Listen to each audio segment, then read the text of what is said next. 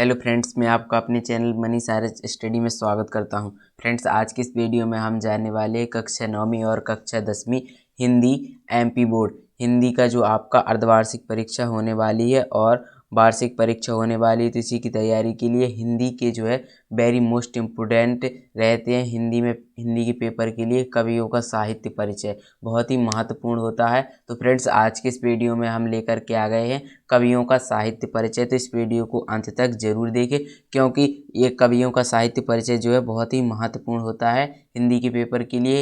इसमें ये पूछा ही जाता है पेपर में। तो चलिए फ्रेंड्स, हमने टाइम वेस्ट किया, अपन इस वीडियो को स्टार्ट करते हैं और आपका स्वागत है सुपर फास्ट वीडियो में। तो आज के इस वीडियो में हम जानने वाले हैं कक्षा 9वीं और कक्षा 10वीं वार्षिक परीक्षा की तैयारी के लिए हिंदी के पेपर की तैयारी के लिए कवियों का साहित्य परिचय। तो यहाँ पर दिया हुआ है कबीर का। पहले पढ़ेंगे हम कबीर का। तो यहाँ पर जीवन परिचय दिया हुआ है, जीवन परिचय पढ़ेंगे। कबीर का जो है जीवन परिचय। कबीर का जन्म सन 1398 ईस्वी में काशी में माना जाता है। नीरू और नीमा नामक जुलाहे दंपत्ति ने कबीर को बनारस के लहरतारा तालाब के किनारे पाया था। कबीर प्रसिद्ध संत रामानंद के शिष्य माने जाते हैं। इनकी पत्नी का नाम लोई, पुत्र का नाम कमाल और पुत्री का नाम कमाली था। इन्होंने मूर्ति पूजा, कर्मकांड तथा बाहरी आडंबरों का विरोध किया। इन्होंने हिंदू मुस्लिम एकता का नारा भी दिया। लगभग 120 वर्ष की उम्र पाकर सन 1518 ईस्वी में, जी हाँ फ्रेंड्स, सन 1518 ईस्वी में कबीर की मगहर में मृत्यु हो गई। कबीर की मृत्यु हुई थी मगहर में मृत्यु हो गई। इनकी रचनाएं हैं। कबीर पढ़े लिखे नहीं थे, अतः इनकी वाणी व संग्रह इनके शिष्य धर्मदास ने किया, जो बीजक के नाम से प्रसिद्ध हैं। बीजक के 3 भाग हैं, साखी, सबद और रमैनी। ये बीजक के भाग हैं। और अगला दिया हुआ कलापक्ष और भावपक्ष। कलापक्ष, भावपक्ष। तो पहले देखेंगे भावपक्ष। यहाँ पर दिया हुआ है दार्शनिक विचार। दार्शनिक विचार, कबीर के काव्य में दार्शनिक विचारधारा मिलती है। उस समय में फैली अनेक धार्मिक परंपराओं में से कबीर ने सार तत्वों को लिया और एक नए पंथ का निर्माण किया, जिसे कबीर पंथ नाम से जाना जाता है। दूसरा दिया हुआ है रहस्यवादी विचारधारा।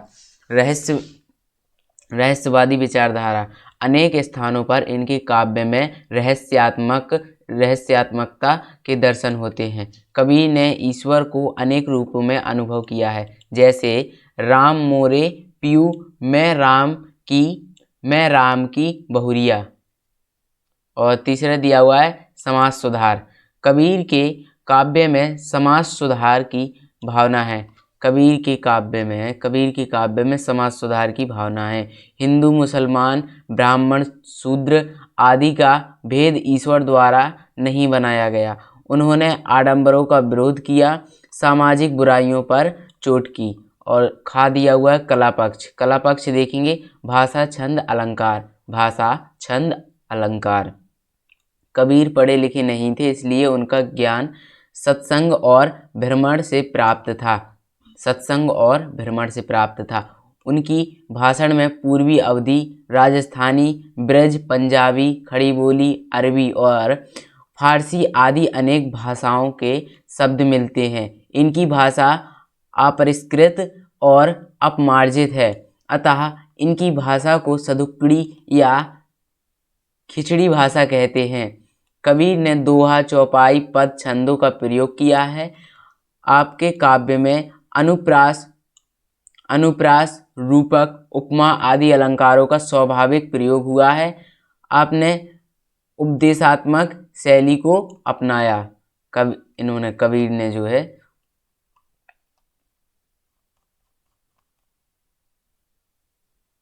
साहित्य में स्थान ज्ञानमार्गी शाखा के प्रतिनिधि कबीर उच्च कोटि के विचारक, महान समाज सुधारक तथा निर्भीक स्वभाव के धनी कबीर ने हिंदी को श्रेष्ठ साहित्य में परिपूर्ण किया। हिंदी साहित्य में आपका अत्यंत महत्वपूर्ण स्थान है कबीर जी का। अगला दिया हुआ है रसखान। अब आते हैं रसखान, इनका जीवन परिचय। रसखान का वास्तविक नाम सैयद इब्राहिम था। रसखान का वास्तविक नाम क्या था? सैयद इब्राहिम।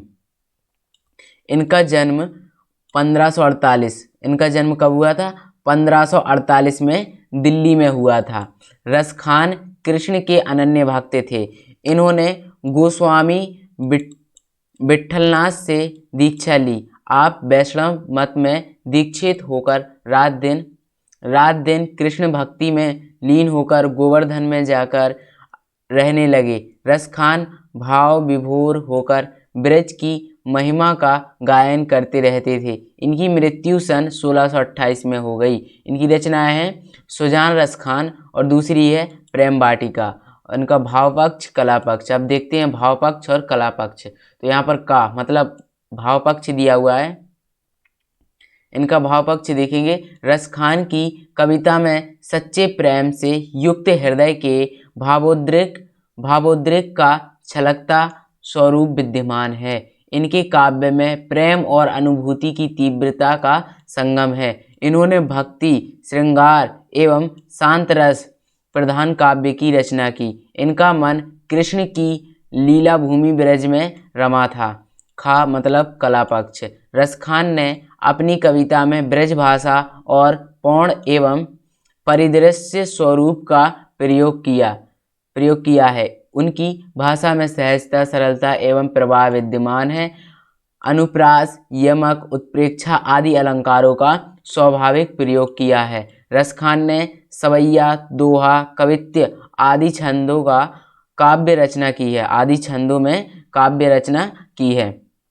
साहित्य में स्थान मुसलमान होते हुए भी रसखान के हृदय श्री कृष्ण के प्रति अत्यंत गहरा भक्ति भाव था। उनका कृष्ण भक्ति परंपरा में श्रेष्ठ स्थान है। हिंदी के कृष्ण भक्ति साहित्य को परिपूर्ण करने वालों में रसखान का महत्वपूर्ण स्थान है। हिंदी के कृष्ण भक्ति साहित्य को परिपूर्ण करने वालों में रसखान का महत्वपूर्ण स्थान है। और तीसरे नंबर पर जो दिया हुआ है माखनलाल चतुर्वेदी। तो फ्रेंड्स ये बहुत ही महत्वपूर्ण होता है। माखनलाल चतुर्वेदी का जीवन परिचय देखेंगे हम। जीवन परिचय दिया हुआ है। माखनलाल चतुर्वेदी का जन्म सन 1889 ईस्वी में मध्य प्रदेश के बावई नामक गांव में हुआ था। आपने गांव की पाठशाला में प्रारंभिक शिक्षा प्राप्त की। इसके बाद घर पर ही संस्कृत, बांग्ला, गुजराती तथा अंग्रेजी का ज्ञान प्राप्त किया। उन्होंने जो है आपने कुछ समय तक अध्यापक के रूप में काम किया। साथ ही प्रभा तथा कर्मवीर पत्रों का संपादन भी किया। गणेश शंकर विद्यार्थी की प्रेरणा से आप स्वतंत्रता आंदोलन में सक्रिय रहे। सागर विश्वविद्यालय में आपको डी.लिट की मानद उपाधि दी तथा भारत सरकार ने आपको पद्म विभूषण सम्मान से विभूषित किया। सन 1968 में आपका देहावसान हो गया। रचनाएं हैं। चतुर्वेदी जी ने विपुल साहित्य की रचनाएं की। प्रमुख रचनाएं इस प्रकार हैं। काव्य संग्रह हिमतरंगिनी, हिमकरीटनी, युगचरण, समर्पण, माता, वेणु लो गूंजे धरा आदि। ये जो है इनकी काव्य संग्रह है रचनाएं। गद्य साहित्य नाटक, कृष्णार्जुन युद्ध, निबंध, साहित्य देवता और कहानी, कला का अनुवाद। कहानी जो इनकी कला का अनुवाद। संस्मरण, संतोष, बंधन सुख, गणेश शंकर विद्यार्थी की मधुर स्मृतियाँ। चतुर्वेदी जी को हिमतरंगिनी काव्य संग्रह का साहित्य अकादमी पुरस्कार मिल चुका है। भावपक्ष और कला पक्ष। अब देखेंगे हम भावपक्ष और कला पक्ष। तो पहले दिया हुआ है भावपक्ष।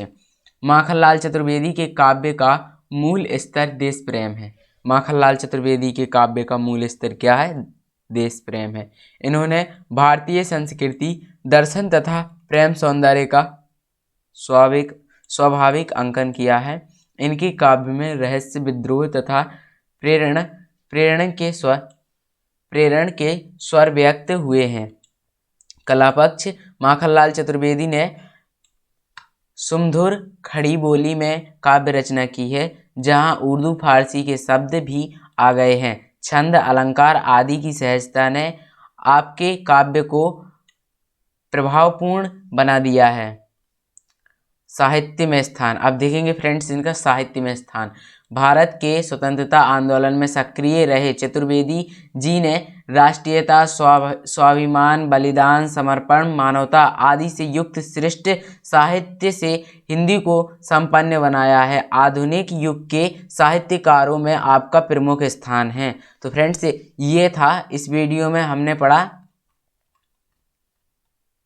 माखनलाल चतुर्वेदी का जीवन परिचय, रसखान और दिया हुआ इन कवियों का साहित्य परिचय। तो फ्रेंड्स इस वीडियो में इतना ही। अगर ये वीडियो पसंद आया हो तो इस वीडियो को लाइक करें और अपने फ्रेंड्स के साथ शेयर करें। ऐसे ही वीडियो पाने के लिए हमारे चैनल मनीष आर्य स्टडी को सब्सक्राइब करें। Thanks for watching video. जय हिंद, वंदे मातरम।